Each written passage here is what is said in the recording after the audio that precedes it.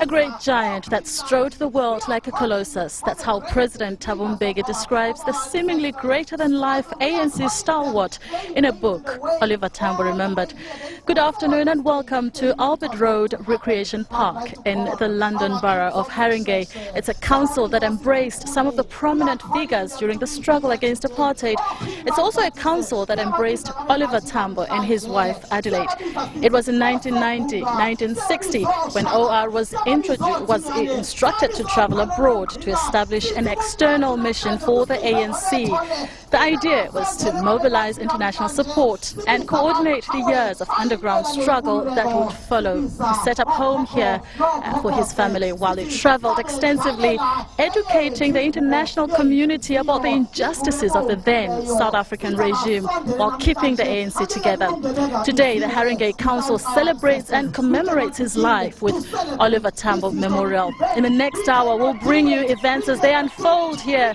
The First Ladies, Anele Mbeki, the Minister in the Office of the President, Esop Pahad, British Justice Minister Jack Straw, Members of Parliament from South Africa and Britain, the Oliver Tambo family are some of the many dignitaries who travelled far and wide for this occasion. Let's now take a look at this background.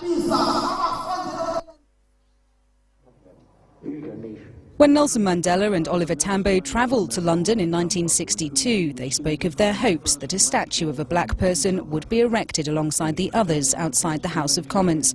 In August, Madiba travelled to see his likeness be unveiled on the site outside Parliament. Oliver would have been proud today if he were here. Oliver Tambo spent 3 decades in exile. His family made London its home, so it is perhaps fitting that his statue be located in the borough of Haringey, where he lived with his wife and children. Oliver used this house as his base as he travelled the world, boosting the profile of the ANC, setting up missions in more than 24 countries. His wife Adelaide ran the family home and worked as a hospital nurse locally. When he was in London, Oliver was a major figure at the anti-apartheid rallies in Trafalgar Square outside South Africa House. Inside the High Commission, a mural of images from those protests shows him encouraging the crowds. The link to London, and more particularly to the borough of Haringey, is one that was valued by both the Tambos. In 1990, before they left to return to South Africa, Oliver and Adelaide were awarded the Freedom of the Borough. They were the first recipients of this prestigious honour. Obviously, there was tremendous change going on in South Africa, and we realised that these two very prominent people would be leaving us to go home. So we felt it important, in recognition of all the work they'd done throughout the anti-apartheid struggle, to honour them in this way. Earlier this year, following Ma Tambo's death, Haringey Council held a minute's silence in her honour. Thank you. Haringey Council, in conjunction with the South African High Commission, has also inaugurated a science award in Oliver Tambo's honour. Tembi Tambo travelled to London to present the inaugural winners with their prizes. I think that for him, the joy would come from the fact that he studied science. He was a physicist, and then he taught science. So to have this kind of relationship with Haringey and with the schools in Haringey, and to see young people taking up that sort of baton, becoming enthralled with science and loving it the way he loved it, I think that would be something that would have excited him quite a lot. The statue being unveiled today is based on this Ian Walters bust, which is displayed inside South Africa House. It will gaze out over Albert Road Recreation Park, where Oliver used to play tennis and the Tambo children would relax. The memorial park surrounding the statue will remember other South African anti-apartheid campaigners who made their temporary home in Haringey. Suzanne Chislett, SABC News in London. Well, that was the park a few weeks ago, and this is the park now. And what you hear in the background is the national anthem that's sung by a choir that travelled also from South Africa. But at this stage, let me introduce to you Mike Terry, the Secretary General of the anti-apartheid movement in London for 20 years. He'll be with us throughout the show. Good afternoon, Mike. Good afternoon. And it's nice to have you here, and tell us a little bit about the background to this event today. Well, it's a lovely story. It's an occasion to honour and remember Oliver Tambo. The Tambo's home was just a few hundred yards up the road from where we are now, and we've just come from the ceremony where the plaque was unveiled.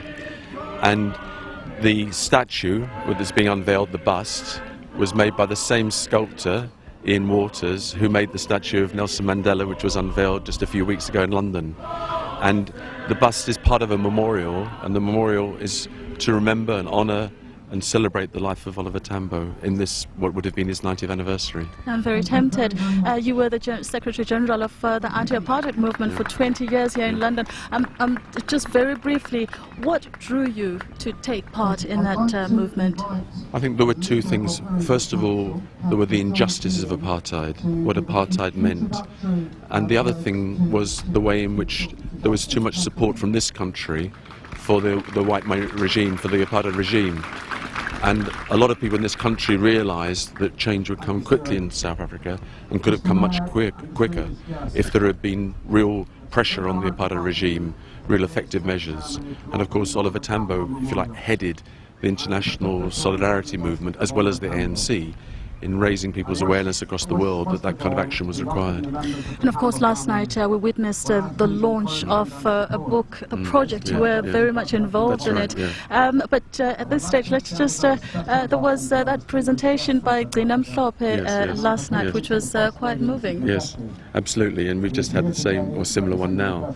And I think it's significant that for people in this country, that they appreciate some of the history of South Africa and the culture of South Africa, because we enrich ourselves if we understand each other's cultures. Let's just get a clip of what Gcina presented last night. They represent in Africa, the Commonwealth, and in Scandinavia.